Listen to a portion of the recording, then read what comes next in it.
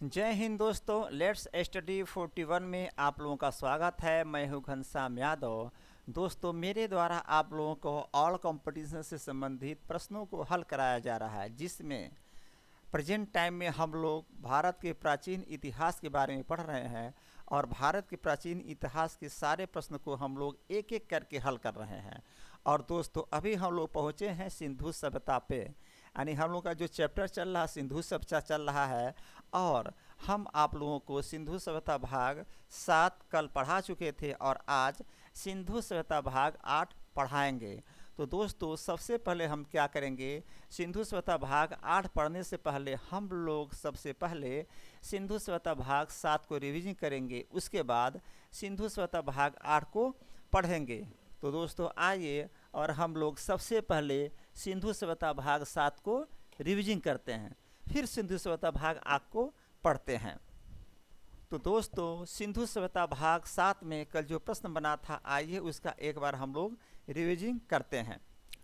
तो दोस्तों, सिंधु सभ्यता भाग 7 का सबसे पहला प्रश्न बना था, पशुपति नाथ की मोहर कहाँ से मिली थी? पशुपति नाथ की मोहर कहाँ से मिली थी? तो दोस्तों, इसका उत्तर बना था, पशुपति नाथ की मोहर मोहनजोदड़ो से मिली थी। कहाँ से मिली थी? मोहनजोदड़ो से मिली थी। और फिर अगला प्रश्न बना था, पशुपति नाथ के चारों तरफ किस चीज़ की आकृति बनी हुई थी? कहने का तात्पर्य है कि पशुपति नाथ की जो मोहर मोहनजोदड़ो से मिली थी, उसके चारों तरफ किस चीज़ का चित्र बना हुआ था, यानी आकृति बनी हुई थी? तो दोस्तों, इसका उत्तर है, पशुपति नाथ के चारों तरफ हाथी का चित्र मिला, गेंडा का चित्र मिला, चीता का चित्र मिला, भैंस की आकृति बनी हुई थी। पशुपति नाथ के चारों तरफ हाथी, गेंडा, चीता, भैंस की आकृति बनी हुई थी। आप देखेंगे चित्र में, यहाँ पर ये पशुपति नाथ की मोहर है और इसके चारों तरफ यहाँ देखिए हाथी बना हुआ है, यहाँ गेंडा बना हुआ है। तो इस तरह से इनका मोहर था, इनके चारों तरफ इस प्रकार से जीव जंतुओं का क्या बोलते हैं कि चित्र बना हुआ था। फिर अगला प्रश्न बना था, सिंधु घाटी सभ्यता के किस इलाके में शव को दफनाया जाता था? तो दोस्तों, सिंधु घाटी सभ्यता के मोहनजोदड़ो वाले इलाकों में शव को दफनाया जाता था। फिर अगला प्रश्न बना था, आंशिक समाधान क्या था? तो दोस्तों, इसमें मृतक को जंगल में रख देते थे और मृतक के शरीर को जीव जंतुओं के द्वारा खा लिया जाता था, यानी पशु पक्षियों के द्वारा खा लिया जाता था, और जो हड्डी बच जाती थी उसको दफना दिया जाता था। इसे आंशिक समाधान कहा जाता था। फिर अगला प्रश्न बना था, सिंधु घाटी सभ्यता के किस इलाके में शवों को दफनाया जाता था? तो दोस्तों, इसका उत्तर बनेगा, सिंधु घाटी सभ्यता के हड़प्पा वाले इलाके में शवों को दफनाया जाता था। फिर अगला प्रश्न बना था, सिंधु घाटी सभ्यता के लोग एक जगह से दूसरे जगह जाने के लिए किसका प्रयोग करते थे? तो दोस्तों, इसका उत्तर बना, सिंधु घाटी सभ्यता के लोग एक जगह से दूसरे जगह जाने के लिए बैलगाड़ी एवं भैंस गाड़ी का प्रयोग करते थे। फिर अगला प्रश्न बना था, बंदरगाह किस जगह मिला था? तो दोस्तों, बंदरगाह गुजरात के लोथल वाले एरिया में मिला था। फिर अगला प्रश्न बना था, सिंधु घाटी सभ्यता किस प्रकार की समाज थी?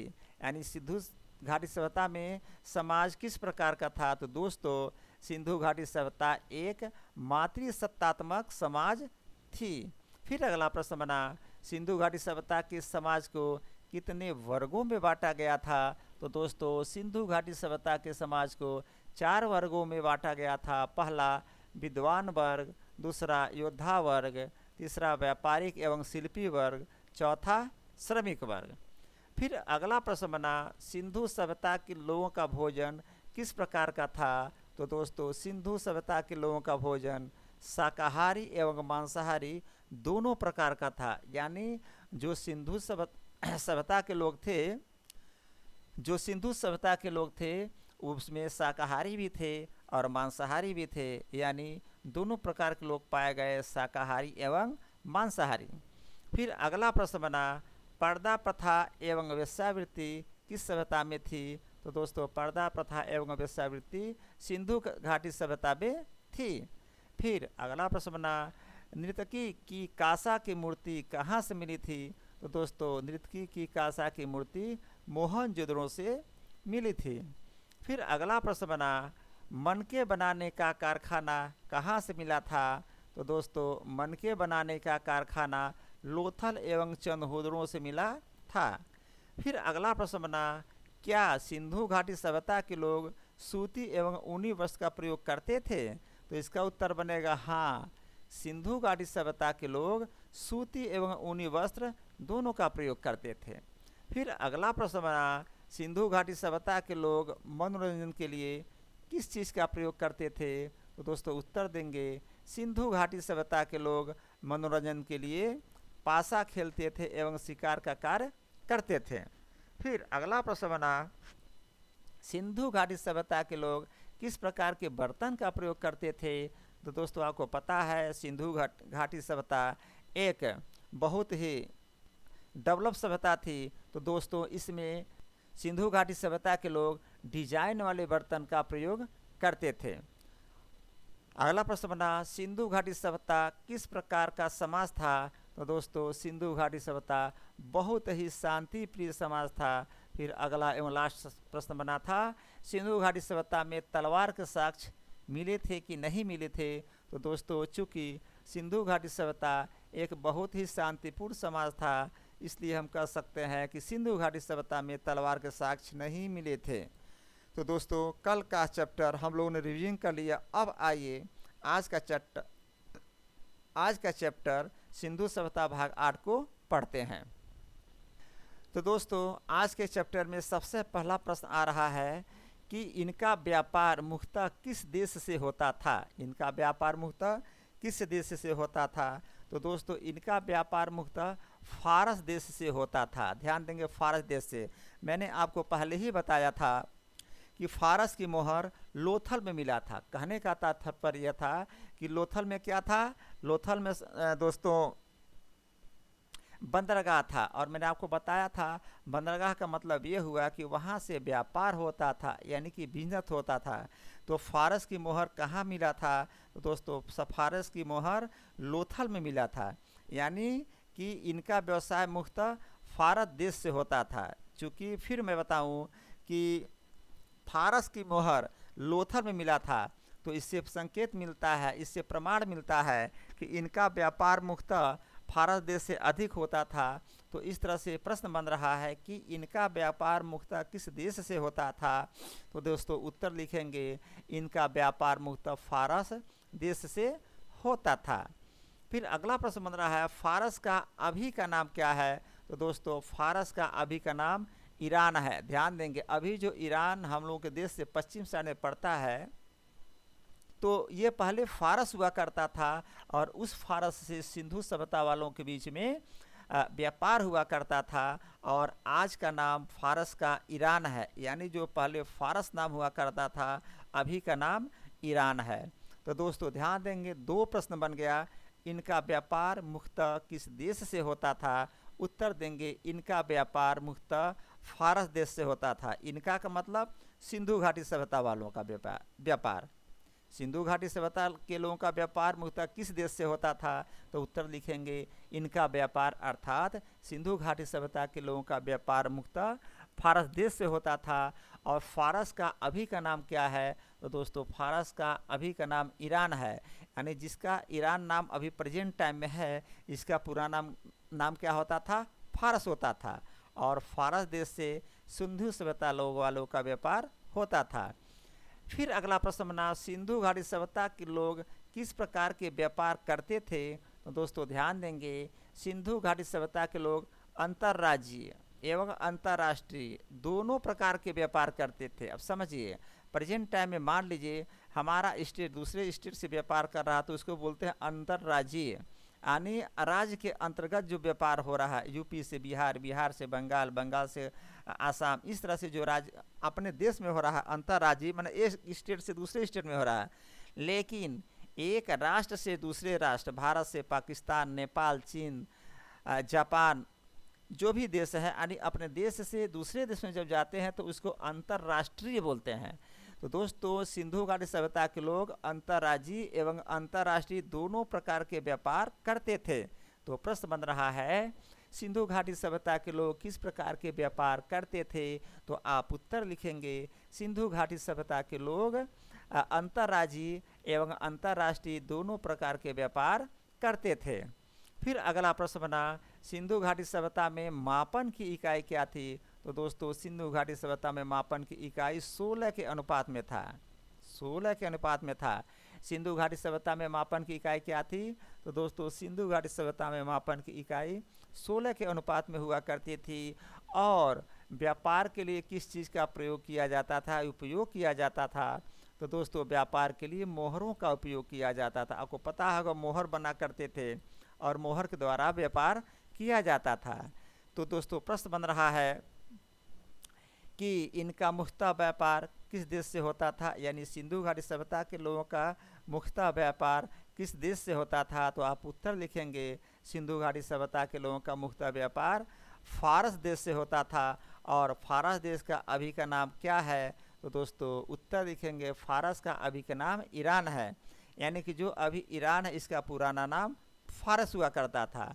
फिर अगला प्रश्न बन रहा है सिंधु घाटी सभ्यता के लोग किस प्रकार के व्यापार करते थे, तो दोस्तों सिंधु घाटी सभ्यता के लोग अंतर्राज्यीय एवं अंतर्राष्ट्रीय दोनों प्रकार के व्यापार करते थे। और सिंधु घाटी सभ्यता में मापन की इकाई क्या थी, तो दोस्तों इसका उत्तर बना था सिंधु घाटी सभ्यता में मापन की इकाई 16 के अनुपात में थी। और अगला प्रश्न बना था व्यापार के लिए किस चीज़ का उपयोग किया जाता था, तो दोस्तों व्यापार के लिए मोहरों का उपयोग किया जाता था। चलिए आगे बढ़ते हैं। इसके बाद प्रश्न बन रहा है सिंधु घाटी सभ्यता में शासन कौन करता था, तो दोस्तों इसका उत्तर होगा सिंधु घाटी सभ्यता में संभवतः, ध्यान देंगे कन्फर्म नहीं है, संभवतः वणिक वर्ग के लोग शासन करते थे। इसके पीछे कारण ये था सिंधु सभ्यता के लोग बहुत ही शांति प्रिय थे और ये लोग व्यवसाय पर बहुत ध्यान देते थे, यानी कि इसमें अधिक से अधिक लोग व्यवसाय करने वाले होते थे। और कह सकते हैं जहाँ पर पैसा होता था दोस्तों उन्हीं के द्वारा शासन किया जाता था। तो इसीलिए उत्तर में लिखा गया है सिंधु घाटी सभ्यता में संभवतः वणिक वर्ग के लोग शासन करते थे, यानी व्यापारी वर्ग के लोग शासन करते थे। कन्फर्म नहीं है, संभवतः व्यापारी वर्ग के लोग शासन करते थे क्योंकि व्यापार बड़े पैमाने पर वहाँ पर होता था। तो सिंधु घाटी सभ्यता में शासन कौन करता था, तो उत्तर लिखेंगे सिंधु घाटी सभ्यता में संभवतः वणिक वर्ग के लोग शासन करते थे, यानी व्यापारी लोग शासन करते थे। फिर अगला प्रश्न आ रहा है सिंधु घाटी सभ्यता के लोग कैसे बर्बाद हुए। सिंधु घाटी सभ्यता के लोग कैसे बर्बाद हुए, तो ध्यान देंगे दोस्त सिंधु घाटी सभ्यता के लोग बाढ़ के द्वारा बर्बाद हुए थे, ये अनुमान लगाया जाता। हुआ क्या था कि सिंधु घाटी सभ्यता में जंगल तो हुआ ही करते थे और नदियाँ बहुत हुआ करती थी।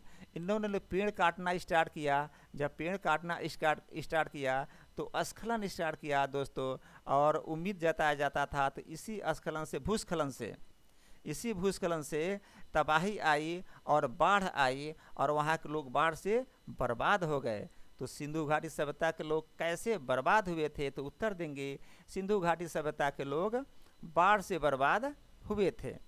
फिर अगला प्रश्न बना सिंधु सभ्यता के लोग किसको मानते थे, तो दोस्तों सिंधु सभ्यता के लोग शिव को मानते थे और इन्हें पशुपति कहते थे। किसको मानते थे, शिव को मानते थे और इन्हें पशुपति कहते थे। तो दोस्तों यहाँ पर 3 प्रश्न क्लियर हो रहा है। सिंधु घाटी सभ्यता में शासन कौन करता था, तो दोस्तों उत्तर देंगे सिंधु सभ्यता में, यानी सिंधु घाटी सभ्यता में संभवतः वणिक वर्ग के लोग शासन करते थे जो कि व्यापारी वर्ग हुआ करते थे। और सिंधु घाटी सभ्यता के लोग कैसे बर्बाद हुए, उत्तर देंगे सिंधु सभ्यता के लोग, यानी सिंधु घाटी सभ्यता के लोग बाढ़ से बर्बाद हुए थे। फिर अगला प्रश्न मैंने आपको बताया था सिंधु सभ्यता के लोग किसको मानते थे, तो दोस्तों सिंधु सभ्यता के लोग शिव को मानते थे और इन्हें पशुपति कहते थे। फिर अगला प्रश्न बन रहा है सिंधु सभ्यता के अर्थव्यवस्था का मुख्य आधार क्या था, तो दोस्तों इसका उत्तर होगा सिंधु सभ्यता के अर्थव्यवस्था का मुख्य आधार कृषि था। ध्यान देंगे दोस्तों आज भी मैं कह रहा हूँ कि अपने इंडिया में अगर कृषि नहीं रहे तो सब कुछ बर्बाद हो जाएगा। अगर कृषि नहीं तो भोजन तक नहीं मिलेगा। तो उस समय तो कुछ टेक्नोलॉजी थी ही नहीं, तो सबसे मुख्य व्यवसाय क्या हुआ करता था। आप पीछे से इतिहास उठाकर देखेंगे, हर समय आगे चलेंगे, अगर वैदिक सभ्यता में उस समय भी कृषि था, व्यापार क्या था, कृषि था। तो अभी तो ये 2500 ईसा पूर्व की बात की जा रही है, फिर 1500 ईसा पूर्व आगे बढ़ेंगे तो वहाँ पर भी कृषि मुख्य व्यापार था। तो सिंधु सभ्यता के अर्थव्यवस्था का मुख्य आधार क्या हो रहा है, तो दोस्तों सिंधु सभ्यता के अर्थव्यवस्था का मुख्य आधार कृषि था। सिंधु सभ्यता के अर्थव्यवस्था का मुख्य आधार कृषि था। प्रश्न बनेगा, सिंधु सभ्यता के अर्थव्यवस्था का मुख्य आधार क्या था, तो दोस्तों आप उत्तर देंगे सिंधु सभ्यता के अर्थव्यवस्था का मुख्य आधार कृषि हुआ करता था। और सिंधु सभ्यता में गाय, घोड़ा और शेर का साक्ष्य नहीं मिला था। ध्यान देंगे, सिंधु सभ्यता में किस चीज़ का साक्ष्य नहीं मिला था, तो आप उत्तर देंगे सिंधु सभ्यता में गाय का साक्ष्य नहीं मिला, घोड़े का कोई साक्ष्य नहीं मिला और शेर का कोई साक्ष्य नहीं मिला था। यानी गाय, घोड़ा एवं शेर का कोई साक्ष्य नहीं मिला था। कहाँ पे, सिंधु सभ्यता में।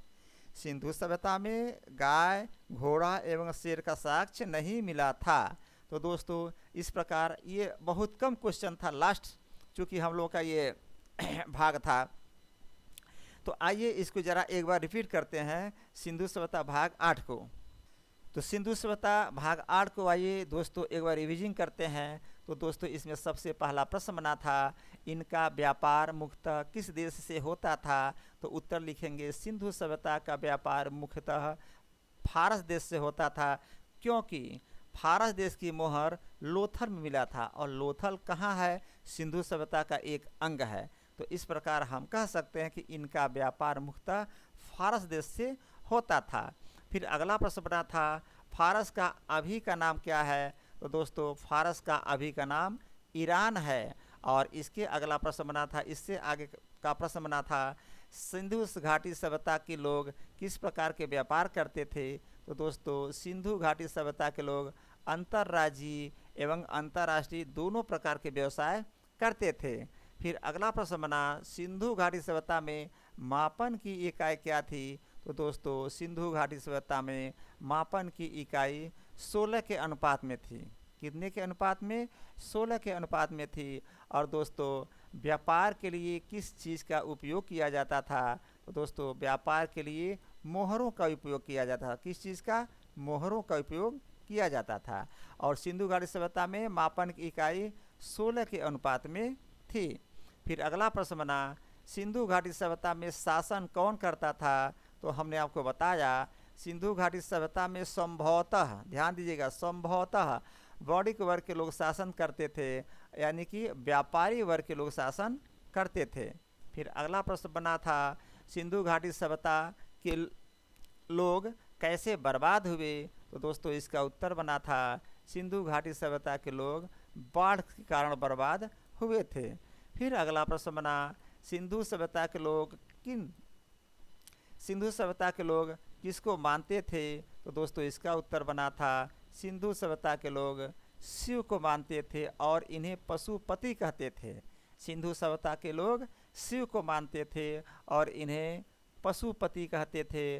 और दोस्तों अगला प्रश्न बना, सिंधु सभ्यता के अर्थव्यवस्था का मुख्य आधार क्या था, तो दोस्तों इसका उत्तर था, सिंधु सभ्यता के अर्थव्यवस्था का मुख्य आधार कृषि था एवं सिंधु सभ्यता में गाय, घोड़ा एवं शेर का साक्ष्य नहीं पाया गया, यानी कि नहीं मिला। तो दोस्तों आज के चैप्टर में हमने आपको पढ़ाया कि सिंधु सभ्यता के लोग व्यापार मुख्यतः फारस देश से किया करते थे और फारस का अभी का नाम ईरान है। और सिंधु घाटी सभ्यता के लोग अंतर्राष्ट्रीय एवं अंतर्राज्यीय दोनों प्रकार के व्यापार किया करते थे और सिंधु घाटी सभ्यता में मापन की इकाई 16 के अनुपात में थी। फिर मैंने आपको आगे बताया था व्यापार के लिए ये लोग मोहरों का उपयोग किया करते थे और सिंधु घाटी सभ्यता में संभवतः वणिक वर्ग के लोग शासन करते थे, यानी व्यापार वर्ग के लोग शासन करते थे। और दोस्तों सिंधु घाटी सभ्यता के लोग बाढ़ से बर्बाद हुए थे। किससे बर्बाद हुए थे, बाढ़ से बर्बाद हुए थे। और सिंधु सभ्यता के लोग शिव को मानते थे और इन्हें पशुपति कहते थे। और दोस्तों सिंधु सभ्यता की अर्थव्यवस्था मुख्यतः आधार कृषि था, यानी सिंधु सभ्यता का अर्थव्यवस्था का मुख्य आधार कृषि था और सिंधु सभ्यता में गाय, घोड़ा और शेर का साक्ष्य नहीं मिला था। तो दोस्तों इस प्रकार से आज का सिंधु सभ्यता भाग 8 और सिंधु सभ्यता भाग 8 नहीं, सिंधु सभ्यता का जो हम लोग का ये सिंधु सभ्यता के जो हम लोग का जो चैप्टर चल रहा था यहीं पर ख़त्म होता है और कल हम लोग दूसरे चैप्टर को पढ़ेंगे। तो दोस्तों मुझे उम्मीद है कि आप लोग बहुत ही प्यार से पढ़े होंगे, बहुत ही तरीके से पढ़े होंगे, बहुत ही मन लगा के पढ़े होंगे। दोस्तों रिविजन पक्का करिएगा, रिविजन के बगैर काम नहीं चलेगा। याद कर लेंगे भूल जाएगा, रिविजन नहीं करेंगे सारी पढ़ाई बर्बाद, सारी पढ़ाई ख़त्म। इसलिए रिविजन पर विशेष ध्यान दीजिएगा। और दोस्तों कहूँगा मेरे चैनल को सब्सक्राइब करिए, लाइक करिए, कमेंट करिए। जो भी कमेंट में आप लोग पूछेंगे उसका मैं जवाब दूंगा। और इसी के साथ आज का क्लास समाप्त करता हूँ। जय हिंद, जय भारत।